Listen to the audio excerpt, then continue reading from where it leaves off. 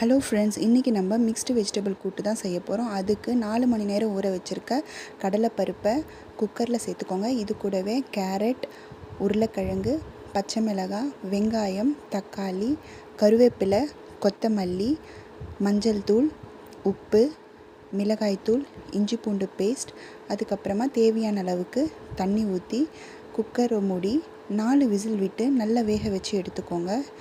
இப்போ பருப்பு நல்லா வெந்திருக்கணும் பாருங்கள்.